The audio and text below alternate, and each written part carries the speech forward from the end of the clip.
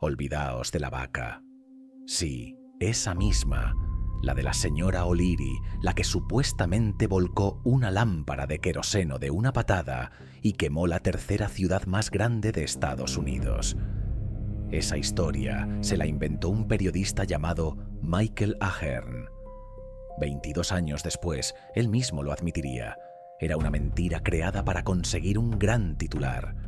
Necesitaba un culpable fácil, una irlandesa, una vaca, pobreza. El público quería un responsable, y él se lo dio. La ironía es que la propia casa de la señora O'Leary en The Coven Street sobrevivió. Fue una de las pocas de la zona que quedó en pie. El viento de aquella noche soplaba en dirección contraria, alejando las llamas de su establo. Mientras la ciudad se convertía en ceniza, su vivienda ni siquiera fue alcanzada. Pero a una mujer que no hizo nada la señalaron como culpable de la caída de una metrópoli. Viviría todavía 24 años más sin recuperarse jamás del desprecio de sus vecinos. Pero la historia real es aún más extraña, porque la noche del 8 de octubre de 1871 no ardió solo Chicago. A la misma hora, cientos de kilómetros al norte, el fuego borraba del mapa Peshtigo, en Wisconsin. Allí murieron, según las estimaciones, entre 1.200 y 2.500 personas, varias veces más que en Chicago. Hubo gente que saltó a los pozos y acabó hirviendo viva. Familias enteras aparecieron a la mañana siguiente fundidas en una sola figura negra. Una madre cubriendo a sus hijos mientras el fuego los soldaba para siempre. Y no fue el único caso. Aquella misma noche también ardían Holland y Manistee, en Michigan. 4 grandes incendios. Una sola noche. Un anillo de fuego alrededor del lago Michigan. Para la gente de la época, aquello rozaba lo imposible. Y por eso nació una hipótesis oficial. Quizá no habían sido las personas, sino el cosmos. El ingeniero Ignatius Donnelly llegó a proponer que fragmentos del cometa Biela habían entrado en la atmósfera y habían caído sobre el Medio Oeste como una lluvia de fuego. La ciencia moderna rechaza esa teoría. Pero cuando entendáis cómo ardió realmente aquella noche, comprenderéis por qué tanta gente del siglo XIX estaba convencida de estar viendo el fin del mundo. Para entender el incendio, primero hay que oler Chicago. Literalmente, Chicago, en 1871, no olía ni a lluvia ni a pan recién hecho. Olía a muerte animal, a resina, a grasa y a alcantarilla. Era la capital de los mataderos de Estados Unidos. Cada día se sacrificaban allí miles de cerdos y vacas, y los restos, huesos, sangre, grasa, vísceras, tendones, se arrojaban directamente al río Chicago. El agua no corría, se arrastraba. La superficie estaba cubierta por una película espesa de grasa, mezclada con petróleo, queroseno, serrín y desechos. Los habitantes incluso dividían la ciudad por olores. Cerca de los mataderos colgaba un hedor tan denso que, según los testigos, ni el humo de un puro fuerte lograba atravesarlo. En el oeste flotaba el aroma dulzón de la lana quemada procedente de las curtidurías. Había quien decía que se podía encontrar el camino a casa más por el olor del aire que por los carteles. Ahora mirad al suelo. Las aceras eran de madera. Las calles también. Bloques de pino clavados en la tierra, empapados en alquitrán, resina y creosota para evitar que se pudrieran en un terreno pantanoso. ¿Y las casas? Decenas de miles de cajas de madera. Incluso muchos edificios de piedra tenían cornisas, techos y estructuras interiores de madera ocultos bajo una capa de yeso que imitaba materiales nobles. Y faltaba el último ingrediente: la sequía. 14 semanas casi sin lluvia, desde comienzos de julio hasta el 8 de octubre, Sobre Chicago apenas cayeron unos 2,5 centímetros de agua. La ciudad se secó hasta crujir. Las tablas sonaban bajo los pies como hojas secas. Chicago no era una ciudad normal.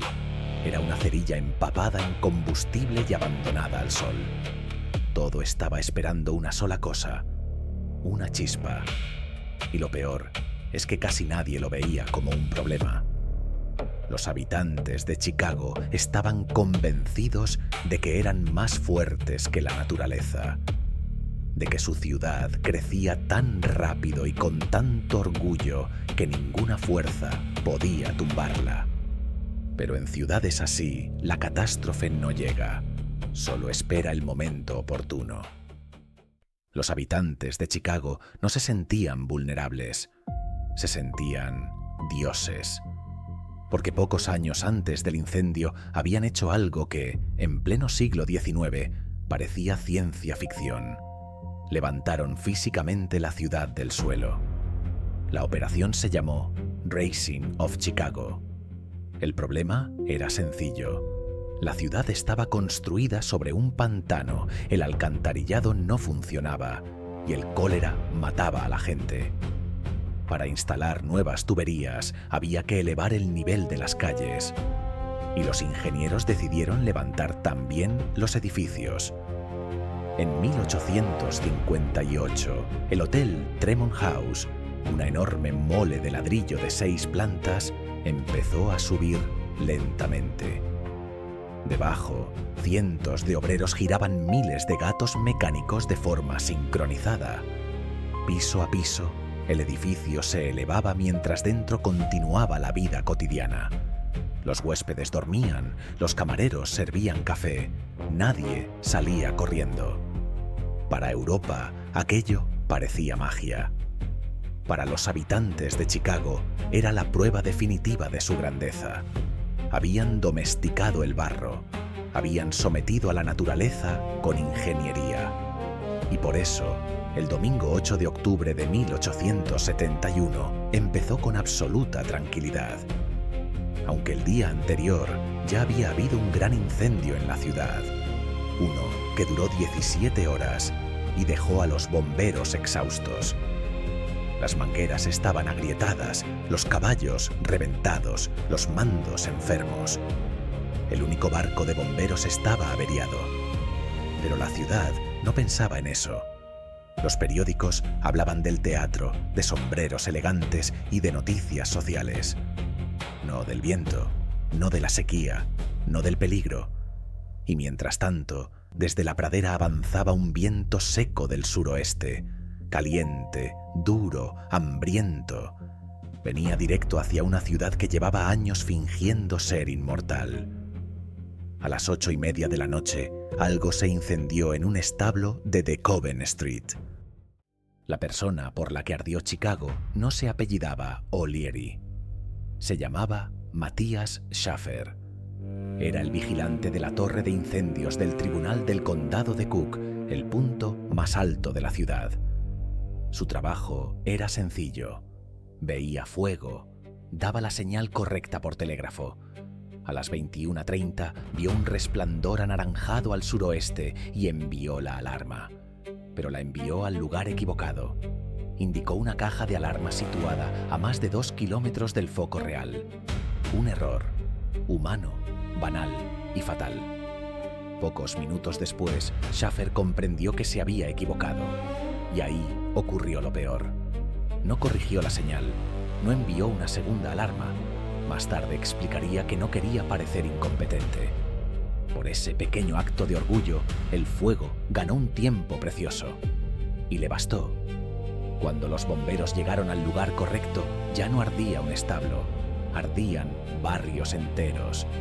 Y entonces el incendio dejó de ser un simple incendio. Se convirtió en otra cosa.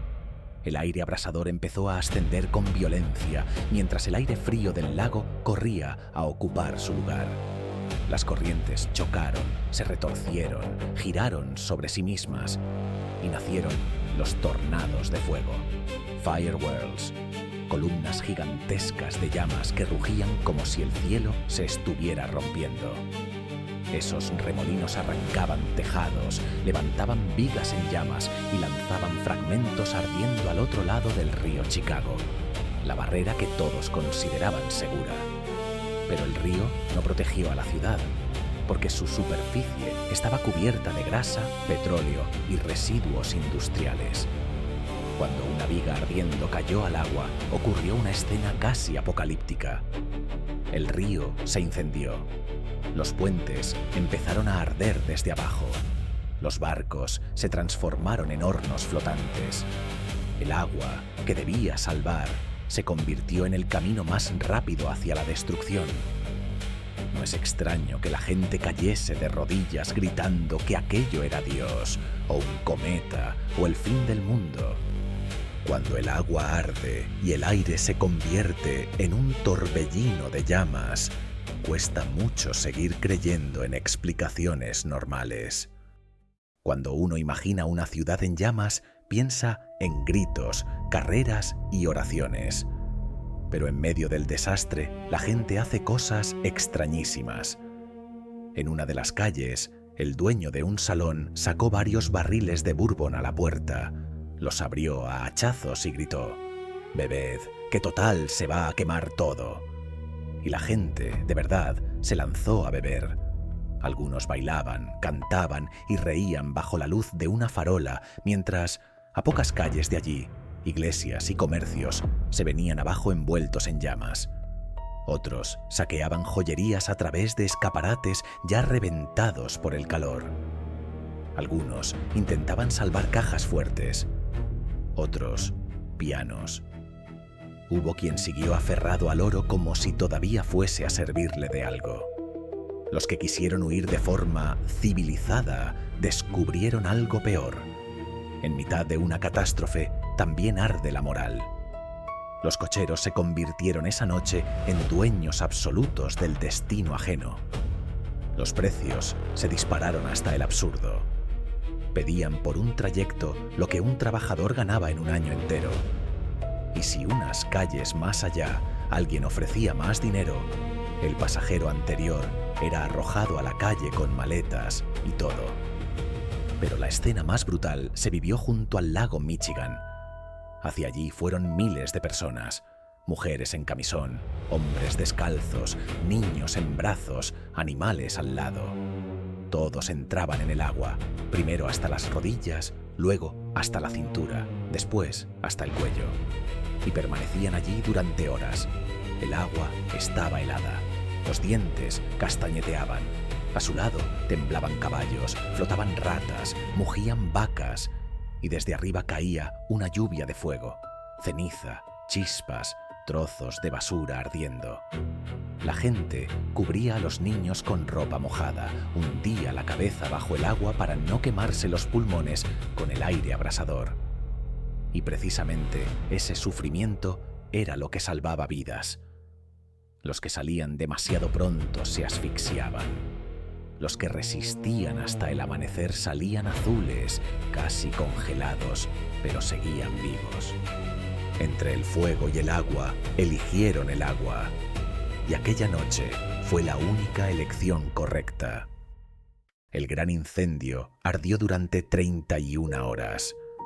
Solo en la noche del lunes, por fin, llegó la lluvia sobre las ruinas. La cifra oficial habla de unas 300 personas muertas, 100.000 sin techo y 17.500 edificios destruidos. Una tercera parte de la ciudad quedó reducida a ceniza. Pero lo más importante vino después.